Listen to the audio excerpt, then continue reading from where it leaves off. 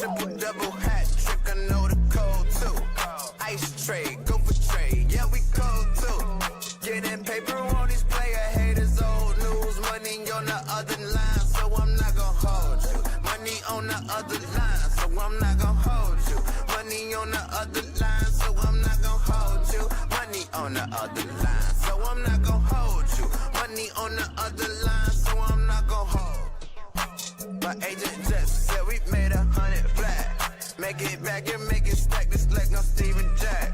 Put my rings up in the camera like I needed that. Up in the air and at the rim is where I meet them at.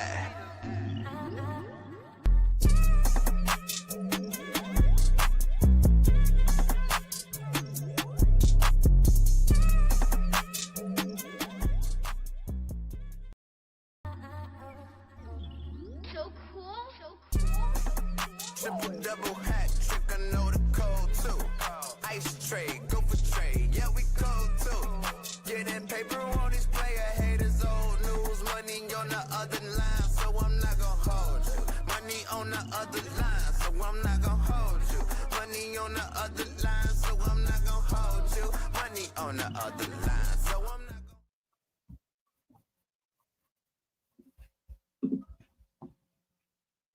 What's going on, ladies and gentlemen?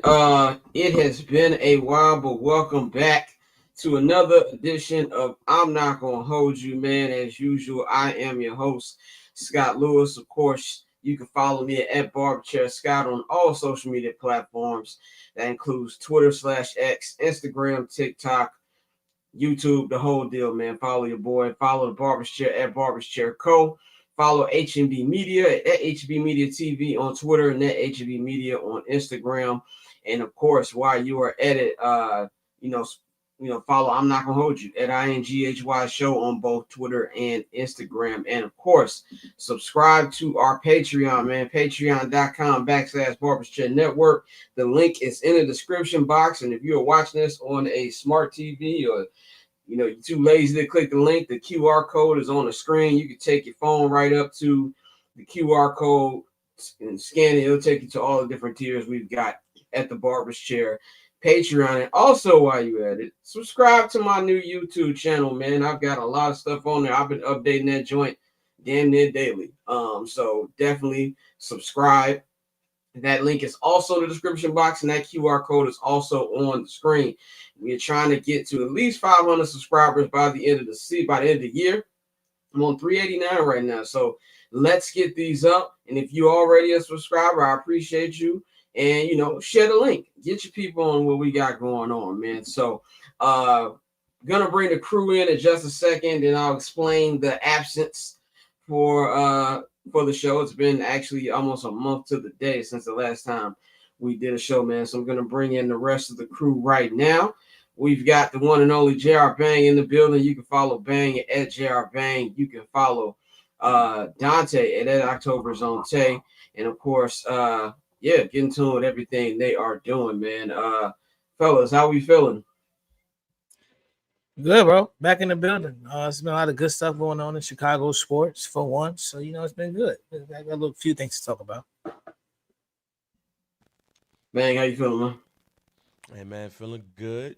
A lot of stuff to talk about when it comes to Chicago sports. As Tay just said, feeling good to be a Chicago fan right now. Definitely, we got a lot to talk about in Chicago sports space. We got a lot of stuff to talk about in the NFL in general, man. But in the time that we have been on here, man, I have got lights now. Like, I got studio lights. Looking real radiant right now. Had to copy it because I know y'all probably don't pay attention to it, but I do. When I produce these things, driving the wall and the production value ain't where it needs to be. So I got me some nice studio lights in there. But anyway, the reason for the delay, man, I'm just gonna be straight up. I was overworked, bro. I needed a mental break. I was overwhelmed. That was a whole bunch of shit. So, put together a damn near 2.5 hour show twice a week, traveling, doing these Bears games, regular life shit, the whole thing. I had a birthday last week. Well, not last week, 2 weeks ago. So it was a bunch, but we also used it as a way to kind of figure out how to make the show better for you guys. And so announcement, The show the live stream that we do here will only be once a week now. It will be on Fridays, usual time, 4:10, 4:15. And I say that because we are always on CP time. This show never starts exactly on 4 p.m. And I'm a very punctual person. This is the only show that I'm usually late for. And it's never on purpose. I always got to do stuff like let my dog out, feed this dude, and then do a whole bunch of other stuff. So, but yeah, that's when usual. But it will not be a 2.5 hour joint anymore. These shows will be an hour, of actual content at the most. I say of actual content because, obviously intro, whatever, it might be 10 minutes, shit like that. But it will actually be only an hour of actual content. We're going to keep it real short and sweet. And we appreciate comments, but we definitely need help with everything we're doing. So starting next Friday, not going to start today. Leave a comment, do your whole thing.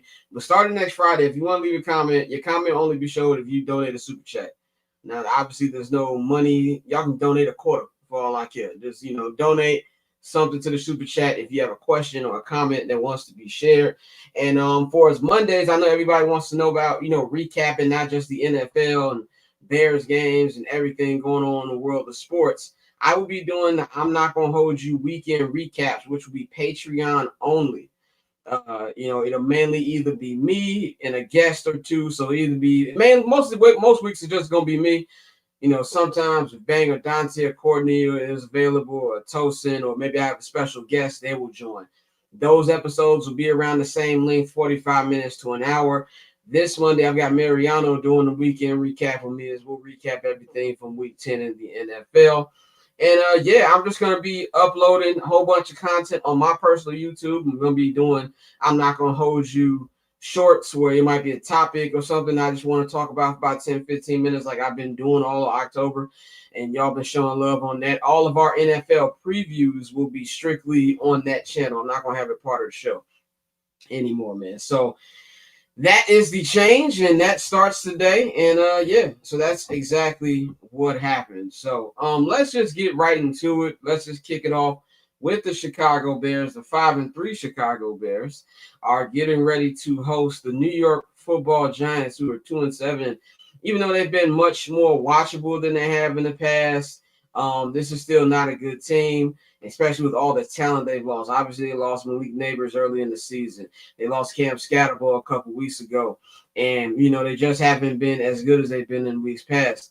So the Bears are going to have a chance to move to 6-3 and winning 6 of their last 7. But we'll talk about that game in a minute. But I want to talk about the trade deadline. Me and Bang talked about it a little bit on 79th and Hallis this week. I talked about it on the preview pod for 79th and Hallis yesterday as well.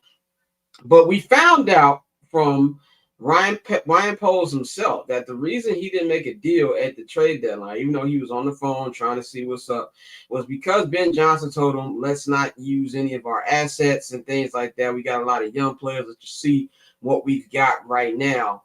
And that's what changed my opinion on the trade deadline. First, I was mad that there wasn't any moves made because you have an opportunity to make the postseason. These don't come around a lot of times, especially with the Chicago Bears. You cannot wheel out this defense that's not only not good, but also very hurt for the next 9 weeks.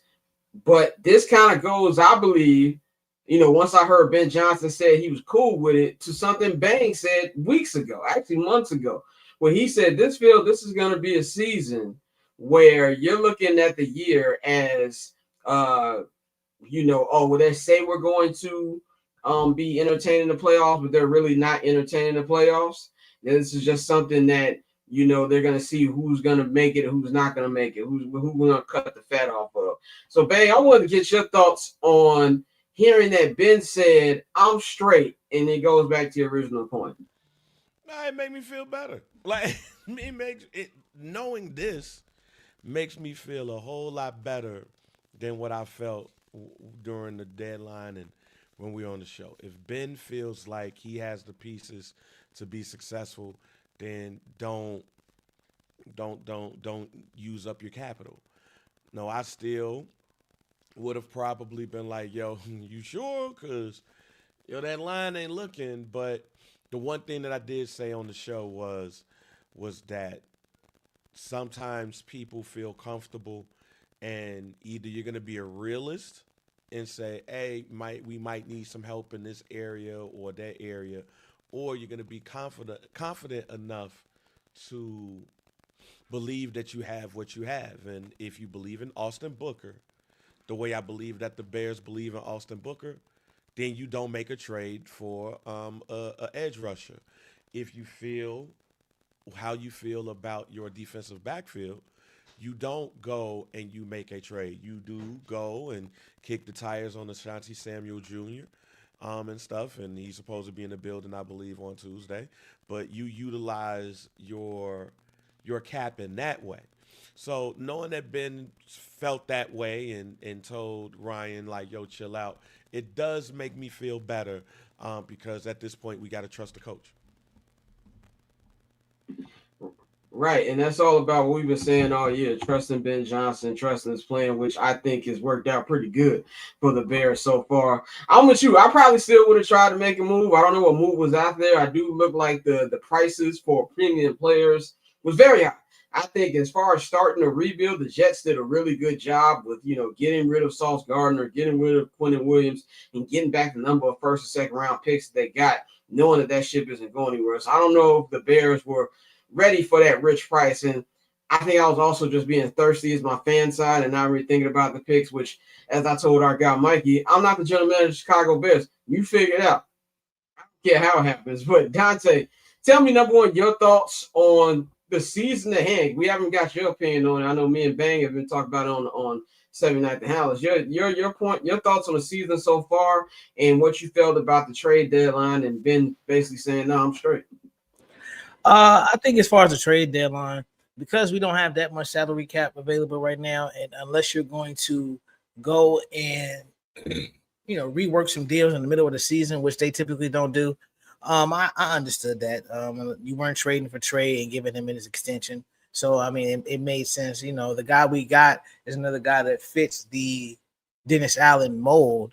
It's not a name that we know. He hasn't had much production. He's a low end first rounder. It's more so typical polls in the sense that we're trying to project what somebody can be.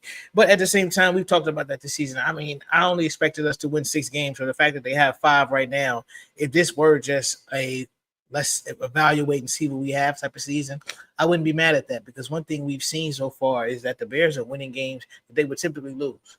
The Bears are, being, productive on the defensive side of the ball in terms of takeaways. And this is with your top DBs hurt, despite the penalties, despite the way, they have given up a lot of yards. They've been able to create a lot of takeaways. So, like I said, if this turns into a just evaluation season, they've already won 5 games. I only picked them to win 6, so I wouldn't have a problem with that right now. And for Ben Johnson, I think that's smart. Let me see what I got. Let me see, what we can work with, what we can't work with. And then, we can go into next offseason with all of our assets. We haven't compromised any assets for the sake of a maybe move. Because right now, it looks like outside of, like I said, when you knew you weren't going to get Hendrickson and give him his extension, there were a lot of maybe moves. There were a lot of rentals and things like that. So it was like, no, let's not do that. Let's just keep doing what we're doing. We're winning games that we would typically lose. We're establishing Ben Johnson's culture. And when it's time to use the assets, we'll use the assets. So I didn't have a problem with it. Yeah, I think culture is the most important word here when we're talking about Ben Johnson right now. We're seeing the Bears have fun. And I tweeted this a couple days ago. Me and Bane talked about this on 79th and Hallis. By the way, a new episode 79th and Hallis. If you want a full breakdown of the Bears-Giants game, I did that yesterday. It's live on Patreon right now. So subscribe, check that out. I was saying, Bears fans, you got to enjoy it because these seasons don't come around much for the Bears. We don't know how this is going to end. I said they were going to be 9-8 and barely miss the playoffs. They are right on schedule for my prediction, and I am not budging until I see some more stuff. I just personally don't feel this defense is going to hold up enough against the better teams when they've been, popping it open for mediocre teams. These first couple of weeks of the first half of the season, that's my biggest issue going forward. Because, you got these next 2 games, which, going into the next topic of why these next 2 games are so important for the Bears' chances to actually make the playoffs is you're 5-3 right now. You're 5-3. I'm assuming they're going to win on Sunday. I picked them to win on Sunday. I picked them to win 31-20. on Sunday, and that will move you to 6-3. And then you head to Minnesota, which is gonna be a tough game. We haven't won in Minnesota in a couple years. This is a team that did beat the Bears at home, first game of the season on Monday Night Football. And say what you want about JJ McCarthy, he finds a way to win, at least in the games he's played. He's found a way to win not only in Chicago on Monday Night Football, but in Detroit against the number one, the team that's been running the division the last couple of years, the Detroit Lions. So he finds a way. So it's going to be something that's going to be tough, especially against that Brian Flores defense. But you got a chance right here to go into the tougher part of your schedule, 7-3, which I think will be phenomenal. Even something that I even think the most positive Bears fan did not see happening coming into this season. If you look at the remainder of the schedule after these two games, you got Aaron Rodgers and the Steelers, which could be on flex alerts. I was talking to Mikey and I was talking to one of my homies who works in the NFL, so I'm not going to name drop him. And he was saying that there is a chance that Bears could be flexed to Monday night because you can flex out Monday night games. I don't think it's a CBS game, so they're not going to flex it to NBC, even though that NBC game that night is Rams Buccaneers. I don't think they're going to flex that anyway. And you can't even move it to the 3 p.m. Jim Nantz, Tony Romo spot because you got the Raiders and Browns, and that's a West Coast game. But there is a chance that could be flexed into a Monday Night Football game, which, because of my soccer watching purposes, I actually hope it gets flexed. I don't want to watch the Op Bowl, as I call it, with Aaron Rodgers and the hated team that Arsenal playing at the same time. I don't want to do that, so I hope it gets flexed. But you got the Steelers coming in. They've been having a good season. And Aaron Rodgers, nothing. Aaron Rodgers will love nothing more than to beat the Bears again. And this is his last trip to Soldier Field. So even if he plays another year with the Steelers and Bears don't play all the time. This is last time at Soldier Field. He would love nothing more. Then you go Black Friday in Philadelphia, which I'm going to be real, I think they're going to kick our ass. I think that's going to be one of them holidays. Oh, it's a triple header NBA after this? Oh, I'm good. I'm hungover. You ain't really half paying attention to the game. That's what I think it's going to be. Then you got the Browns. Browns are a mess, but that defense is good. You play the Packers twice in 3 weeks. Once at home, once on the road. That one in Soldier Field is going to be a primetime game because there's only 2 games on that Saturday, and that's the day after Christmas. If I'm not mistaken, or the day before Christmas. I got to look at it. But they have 2 games on that. It's a Saturday NFL schedule. You got the Commanders and the Eagles. And you got the Bears and the Packers. With the way that the Commanders been playing, they are 100% starting that day with that matchup, and they're going to close it with Bears-Packers. And then you got the Niners on Sunday Night Football, and then you got a game against Detroit, which could be for the division, could be to clinch a playoff spot. So these next 2 games, you got to win. And for me, the only chance, I won't say the only chance, but the only way I can realistically see this team making the playoffs is if you win these next 2 games. These are the only last, quote-unquote, winnable games left on the schedule. Dante, I'm going to go back to you. What do you feel about these next 2 games coming up? And is it do or die for the playoffs for them if they are trying to make it here?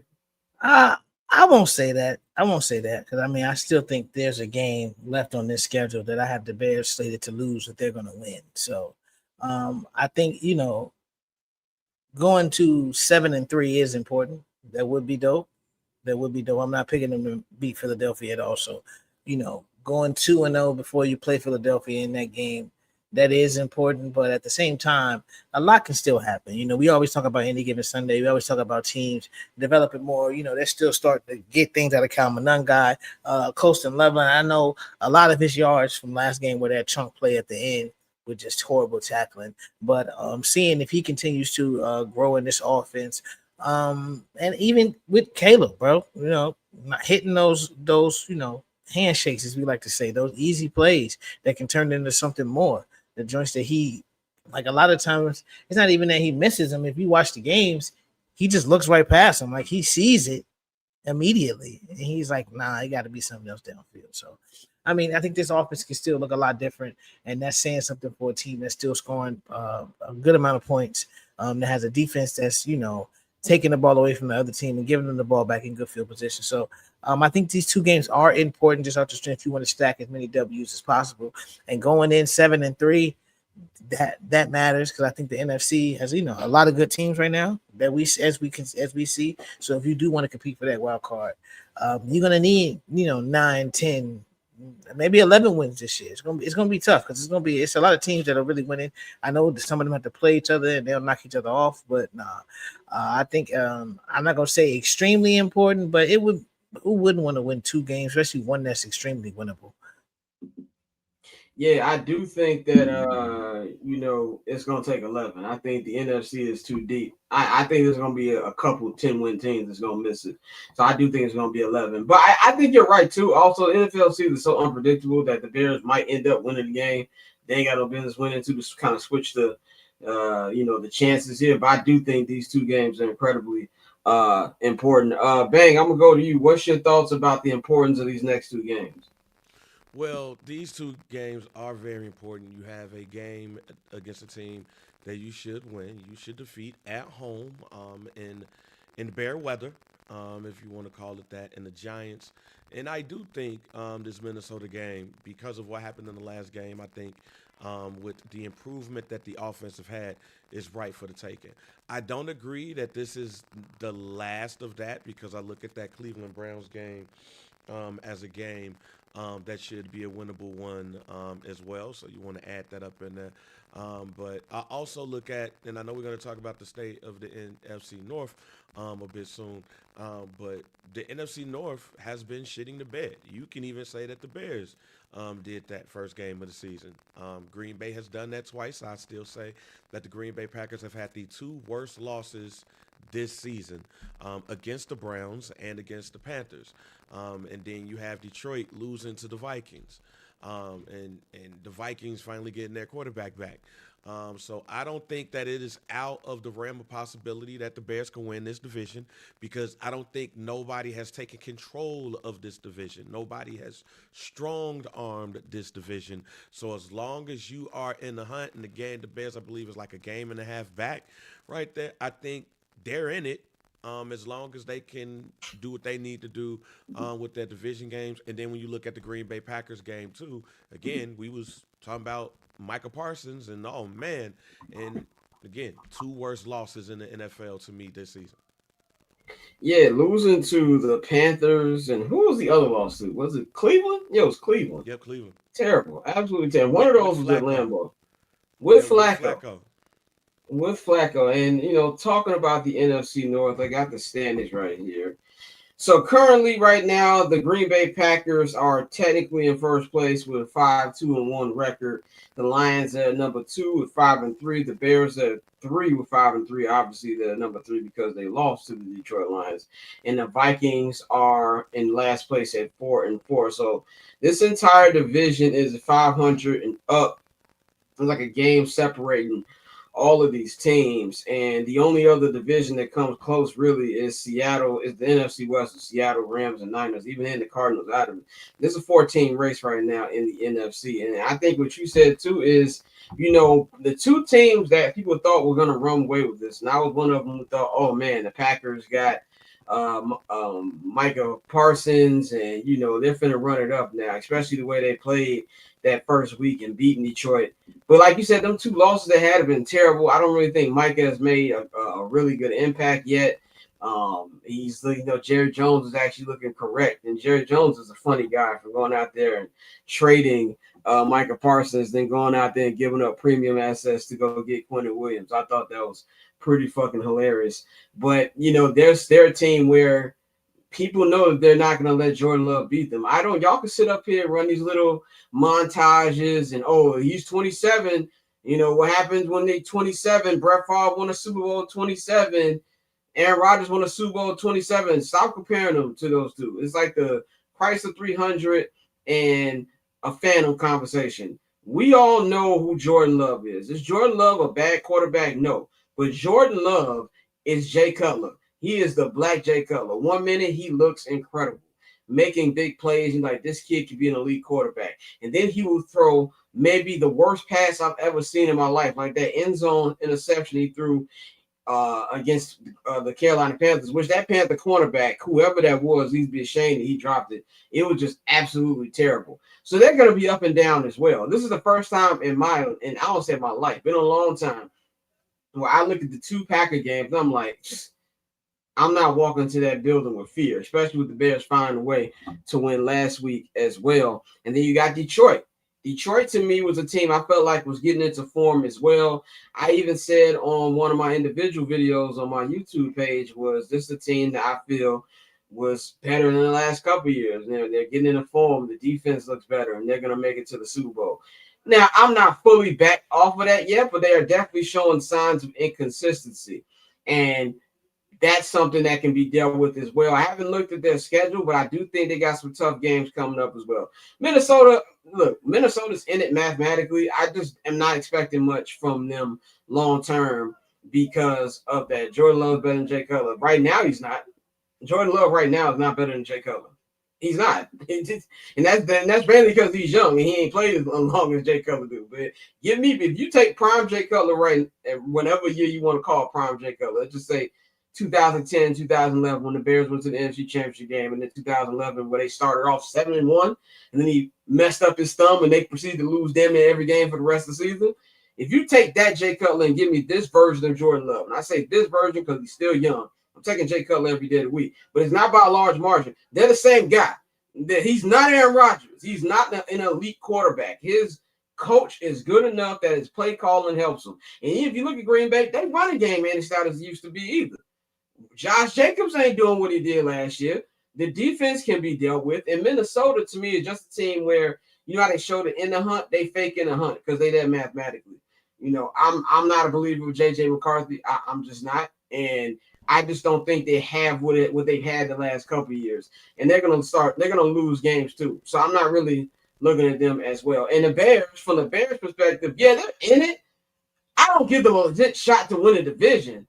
But they can make it tough for the Packers and the Lions the rest of the year, which I think is a big step up from what we've seen in the past. Bane, tell me your overall thoughts on the NFC North currently.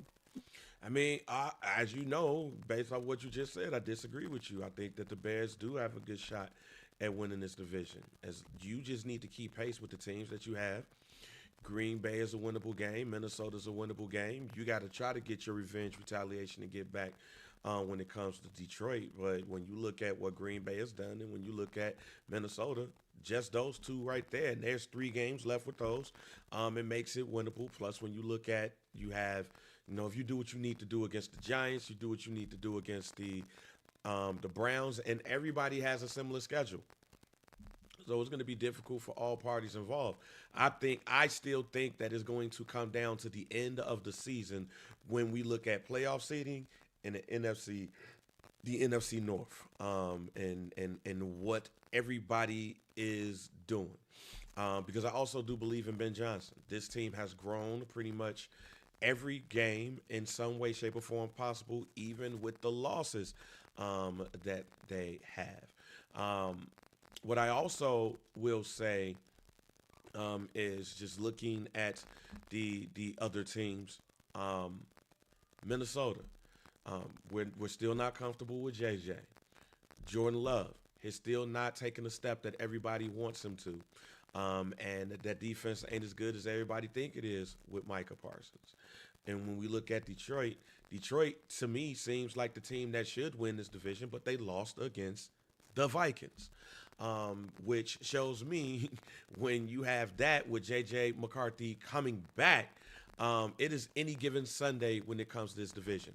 But when you also look at the fact that the Bears have a tiebreaker against the Dallas Cowboys, which could be competitive or at least try to be competitive to get into the playoffs, and with Jaden Daniels gone possibly for a significant amount of time, even though they didn't put him on injured reserve. Just look at it. The division you have to worry about is the NFC West. And you do have an NFC West game towards the end of the season with the San Francisco 49ers. And hopefully we could break that Santa Clara curse. But no, I think that when you look at the NFC North and you look at the NFC West, that's going to be the two divisions who are going to fight for that final playoff spot. The Bears right now on the outside looking in. I'm happy that the Bears are in the hunt and not fake in the hunt. But these next couple of games is going to determine if that's real or not. But, hey, any given Sunday right now. Yep, definitely agree with that. Dante, give me your thoughts on the landscape in the North and who should be favored currently. I mean, right now, I would still say Detroit.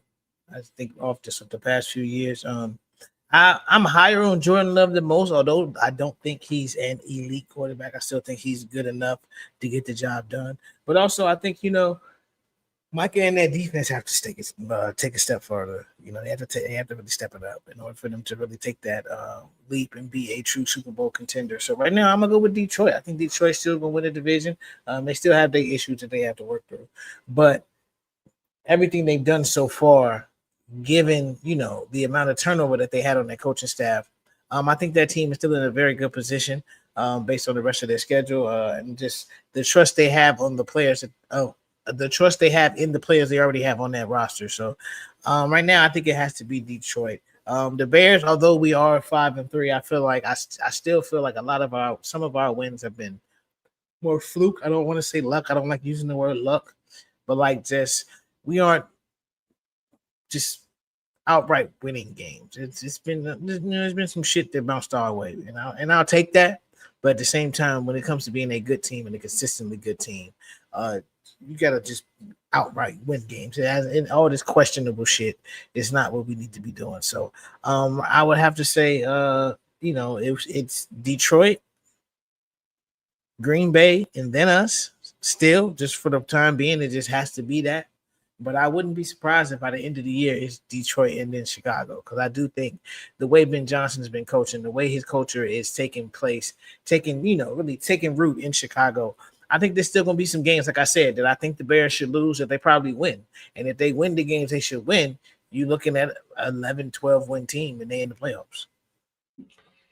Fair play. I'll say this one last thing. This team does remind me of that 2001 Bears team, where you were figuring out how the fuck is this team winning every week, but with a much better offense. With a much, much better offense. So, quickly before we move on to non-Bears stuff, so injury report just dropped for the Bears for Sunday. Josh Blackwell is out. TJ Edwards is out now. If you missed the update earlier, TJ Edwards had surgery on his hand. Will not affect his playing. He's going to wear a club on his hand when he does play, but that hamstring that has been bothering him since the end of training camp is still bothering me. He's going to miss this game. The Bears are not putting TJ on IR because Ben Johnson feels that he can get back before the 4-game limit. Dominique Robinson is out once again. DeAndre Swift is questionable. He practiced limited fashion on Wednesday, full on Thursday, did not practice today. My guess is that he plays on Sunday. Luther Burden practiced in full. Grady Jarrett practiced in full. Roshan Johnson practiced in full. So that's good news for the Bears. You already know who I picked. I got Bears 31-20. Let's just quickly, I'm going to go around the room. Bang, what's your score on Sunday? I'm picking the Bears in a lower scoring game, but still a dominant game. I'm picking the Bears 24-10. I think this is going to be another showcase for the running game, being that the weather's supposed to not be nice, supposed to be like 30 mile per hour winds. It's 30 and snow. Yep, and it's gonna snow that day. So this is definitely going to be a heavy dose of the run game. Cal Monangai probably is going to have another big game. It's back to that Rutgers type of style for him. So I got the Bears 24-10. Dante, what's your score? I'm going a little high scoring. I'm going 34-17 Bears. I think the Bears are going to be able to put up points on this team, and I think even though, man, we still just the injuries are crazy, but I do think we'll be able to stop them more than they stop us. So it'll be one of them games where, as long as we execute, I think this is a game that the Bears should and will win handily. All right, man. Let's move on to the rest of the NFL, man. If you want my Week 10 preview, that is live on my YouTube channel right now. So, subscribe at Barb J. Scott. Link is in the description box, so you can see all my Week 10 picks. And by the way, if you missed it, I got Bears 31-20 over the Giants, and you can check out the 7-9 highlights. I'll give a full reason for why I went that way. But last night, I gotta put a little rant about Thursday night football, man. I put this on my IG. I got my bang on and put an IG story on the main feed. So I just had to let people know what I was feeling as I was watching.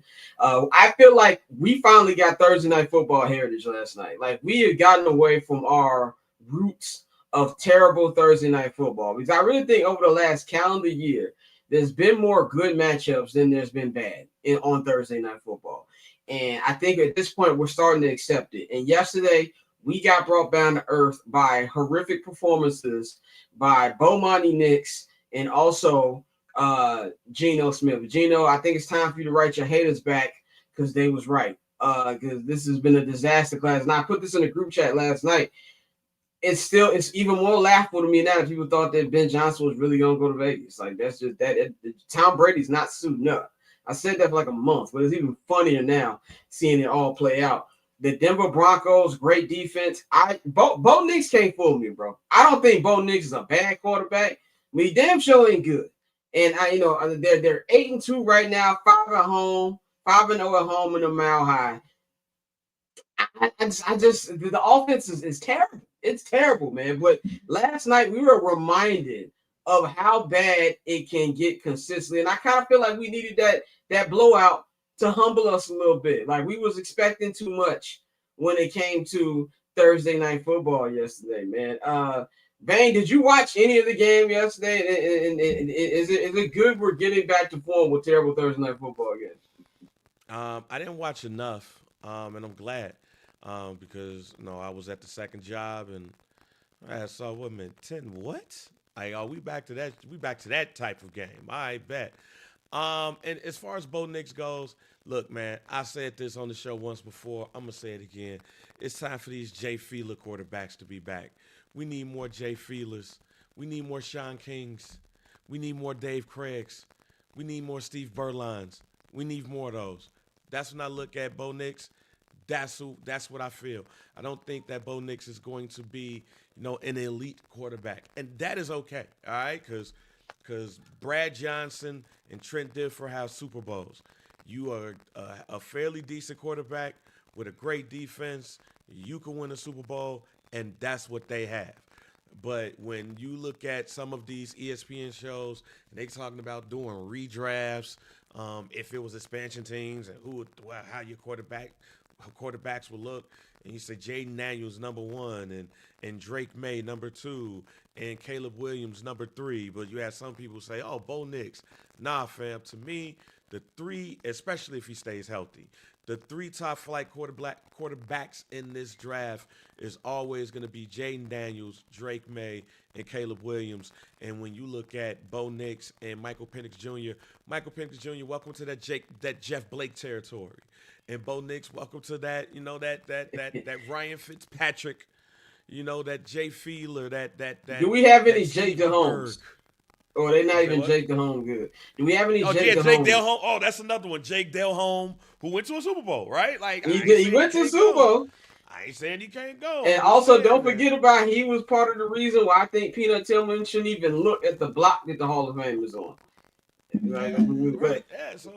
So yeah. Hey, I love that mid-tier quarterback. I love that third and fourth tier. Them the ones that have all of the football cards.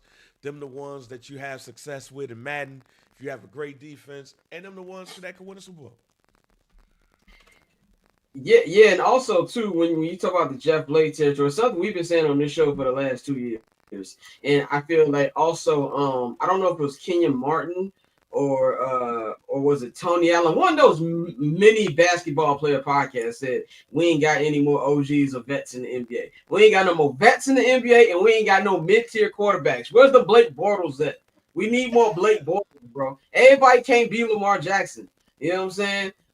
Dante, what was your thoughts on not even more yesterday, because there's not really nothing to break down from that god-awful game, but I know you're a Geno Smith guy. And you know, what do you think about these two quarterbacks? Well, the Raiders are just a prime example of, once again, if your offensive line is bad, you can't do anything. Like, as much as people are wanting to put all this on Geno, if you watch that team, they snap the ball, they in the backfield. Like, it's nothing he can do. Like, so it's not even as much as people want to blame Geno. It's not on him. It's just this team is poorly constructed and has been for a while. And it seems like every time the Raiders, take 2 steps forward, they take a step back. And this season is going to be another step back, because now you have Alshon Jeffrey, who looks bad, but once again, he's behind a bad offensive line. They're bad at pass blocking and run blocking. So as much as we want to just blame the skill position players, they're messed up in the trenches right now. So until they get that right, that's going to be a cook situation. But I mean, that's for Thursday night football, bro. I want good games. I do, because I think it adds to the strength that, this is why we've expanded the schedule. This is why we have 17 games, leaning toward 18 games. This is why, because we believe we have this talent and we have a premier product to give you all throughout the week, from Thursday to Sunday. I understand that the games used to be so bad. It got so bad. Y'all remember when they started doing the color rush jerseys just to get people to tune in, so you could see, and it was the new always jerseys. the Indianapolis Colts. Yeah, it was Indianapolis Colts. It was always bad teams. It's kind of like with the London games. Like, it's usually like they finally started to send better teams over there, but like it's usually a bad team in the Jaguars and shit like that. So we got the Jets and Patriots next week. Ugh. Yeah. Wait, where's that at? On Thursday Night Football next week. Yes, that's bad. So that I don't like that, but I mean, I understand why they do it, because you want your premier teams to be rested for Sunday to put on the best show for your audience. So I get it, but let's try to spread it out and just get good games all around. I don't like it. We have a lot of weak ass slates that we need to talk about. I think one thing we might need to consider. 2 weeks ago, bro. It was bad. Oh my God. No. Week 9 was bottom tier NFL, bro. We need to get rid of. We need to find a new way to determine matchups. This whole, well, if you lost to this team, you play this team, because the Bears should not have played the Commanders 3 years straight at all. No, in Washington, if you're gonna do it every year, at least switch it up and get us a game at Soldier Field. They have been in that dump in Landover, Maryland, for 3 straight years. It is ridiculous. And it's gotten to the point where you'll look at the afternoon slate on Red Zone, and not even Red Zone to do it for you. Like, what is going on? But I'm with you. Like, there has been better games. I'm not really complaining yet, but I will say I kind of feel like we need to be knocked down to reality a little bit last night, man. But let's move on to the Seattle Seahawks, man. They have been a great story so far. It's been a good year of sports for Seattle with their 2 sports teams, with the Seattle Mariners, who are a game away from the World Series, losing that game 7. Was that at home they lost? Yeah, they lost it at home. They lost it at home to Toronto. But the Seahawks, man, I don't think anybody predicted the Seahawks to be this good. The Seahawks are currently 6-2. Sam Darnold looked like he's worth all the money. Sam Darnold's got over 2,000 yards passing already. He's got 16 touchdowns, 5 interceptions. He put up 4 on the Commanders' head tops last week. And I am glad that Jaden Daniels looks like he probably won't be out for the year. And I say probably because they might shut him down because they're going to keep losing games. But, man, and all health aside, boy, you Commanders fans really thought y'all was going to go on a golden run. We talk about being brought down to reality. Y'all got brought down to reality quick. In the words of my boy 312 Darius on Twitter, they never had a fucking clue. They never had a fucking clue about what was coming. But the Seahawks, man, they're getting ready to play the Arizona Cardinals this week, who the Cardinals are going to be rolling with Jacoby Brissett for the 2nd week in a row because of man, Kyler Murray will be on the IR. And I say that in air quotes because I think that IR was used to, we don't want to start this man anymore. That's what I really think what that is.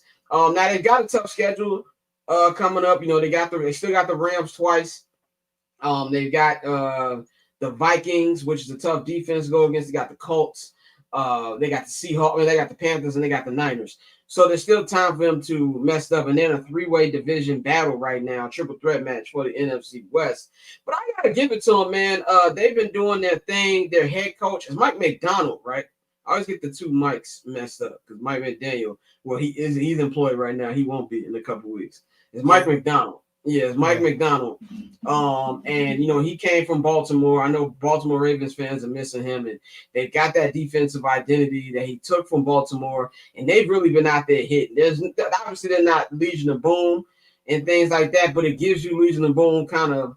Well, it takes you back to the days when you came to Lumen Field and you was going to get beat up. It's kind of the same thing you're seeing now in the offense that they've been running. Sam Darnold. I got to give Sam Darnold credit more than anything. Yes, he did tail off towards the end of last year. They lost that playoff game against the Rams. You can argue whether they should have had home field or not. That's a whole different debate. But I think it's safe to say that this he's a good quarterback. We talk about mid-tier bang. He's king mid-tier. When you look up, this is the poster boy for king mid-tier right now. That's who you want. You want your Sam Darnolds. And from where he came from, the man said he was seeing ghosts. To go out there and be as efficient as he's been, and he hasn't been high turnover. He used to be turnover king. I think it's been great for them. And Jackson Smith and Jigba, Ohio State wide receiver, he has been hooping all season, man. The running game's been doing good as well. They're my pick to win the division now. I originally had the Rams at the beginning of the season. They still couldn't do it. I love what I'm seeing from Stafford and Devontae, Puka, and everything over there. But Bang, tell me what you like about the Seahawks and and their chances to win this division. Well, the Seahawks was one of my surprise teams when we had our season preview early this year. I thought that if shouts out to First Black Champ, got to do the shameless plug. If I were to put Sam Darnold in wrestling terms, he's like that high mid-carder. He's like that mid-carder that'll get a couple of championship spots and stuff. That's how I look at him. He's going to be around. He's going to be good. He might get he's that one where I say, can luck up one. And this year could be that one. Because one thing that I learned today is that Mike McDonald is 11-1 on the road. He, as a head coach with the Seahawks. So the one thing that they're going to probably have to do is go on the road and win a game or two. And that is definitely a possibility with this team. Defensively, they stack up very well. They built that team off of their defense. They went and got Sam Darnold. They are 2 to 3 deep. Yeah, or Big Show. I won't give him the Big Show. Because if you look at First Black Champ, we be talking shit about Big Show. He be crying and shit. But we gotta put some respect on Big Show's 2003 to 2004 run when he was made. Is he Alberto Del Rio? Okay, there you go, Alberto Del Rio. Alberto Del Rio. There we go, Sky. You back. We're Alberto Del Rio. All right, he not the Big Show because Big Show be crying and shit. Their offensive line is set. That 3 deep with the running back spot. They just upgraded their wide receiver position. They're all in. So I do like what they've done. And I do believe I won't put them as favorites yet. But I do think they have a strong chance to come out the NFC North. The NFC West. NFC period. NFC period. Dante, what's your thoughts on the Seahawks? Man, the Vikings, they look stupid. They look really dumb. Let Sam Darnold go. I mean, this was a guy who was a high pick. We all knew the talent was always there. He just was never in the right system. And over the past few years, he's shown you when put in the right system, he can be a quarterback that does well. He's doing it again here. JSN is a part of the, of course, the vaunted package everybody talked about with Justin Fields. But it's also interesting that, he's finally showing the potential that he always had. Another guy who was in the wrong system and was being misused by Shane Waldron. Waldron leaves, and he's, been an elite wide receiver ever since. So I think this is a team that, is once again well constructed. It's funny we keep talking about mid-tier, mid-card, because in a lot of ways I feel like they're one of those teams. As good as they are right now and good as the record is, I feel like they're a team. They're going to be entertaining. They may make an NFC championship, but I don't think this is a Super Bowl team. I just don't. I don't see that. Yeah, I think that's a good point. I also think that's Indianapolis Colts, but I'm gonna wait a couple weeks before I cash in on that take.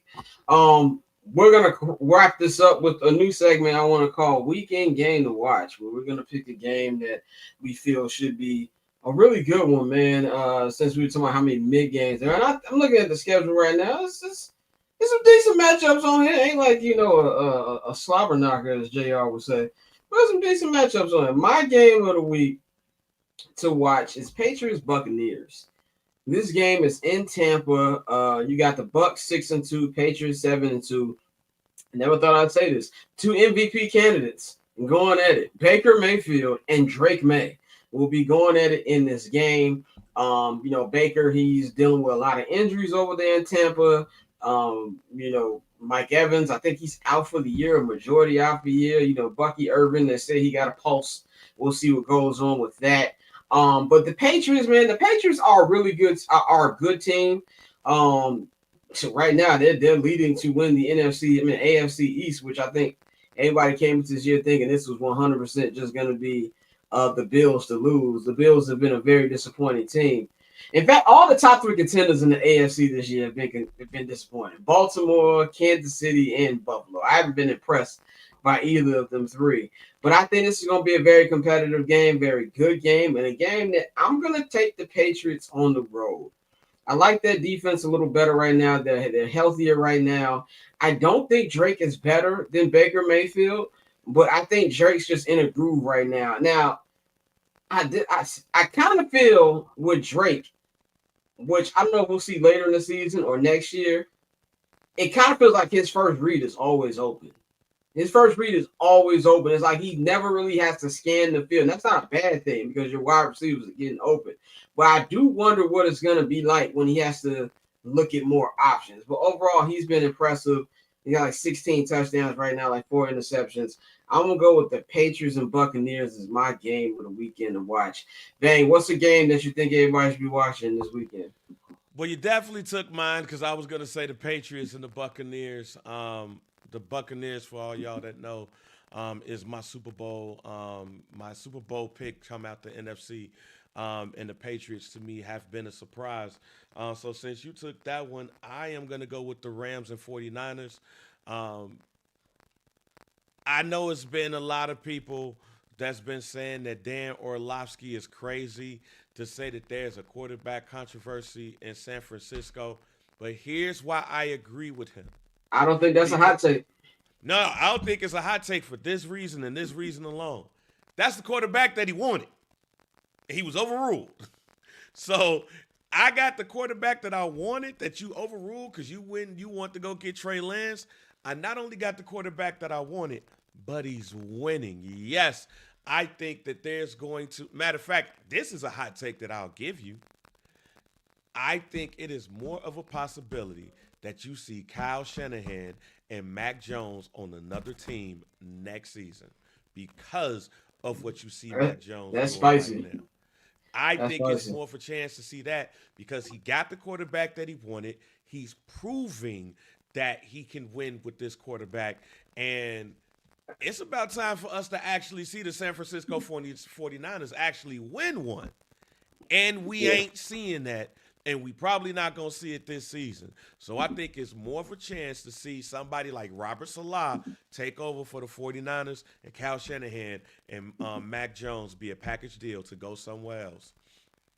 The 49ers are in the same spot that the Boston Celtics and the Oklahoma City Thunder were the last 2 years before they actually got over the actual hump. Being around. It's about Boston more than anything. Boston was in the conference finals for like 5 of the last 7 years and even made an NBA final before they actually won in 2024. And yeah, I think they missed their shot. I do think that the Niners have missed their shot. And that's why I think you saying that Shanahan and Mac Jones going with else. I love that. That's a good hot take. It would not surprise me whatsoever. Dante, close us out. What is your game of the weekend to watch?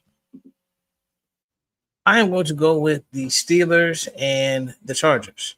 I think this is a game that if you're the Chargers, you definitely want to keep winning because we know how Kansas City gets. We know how they will start knocking off wins, and then next thing you know, you're looking up and it's extremely tough to win that division or get the home field advantage that you want. You don't want to have to end up at Arrowhead. So if you're the Chargers, you need to win this game. If you're the Steelers, you're right on pace to be that usual 10-win team that you are every year.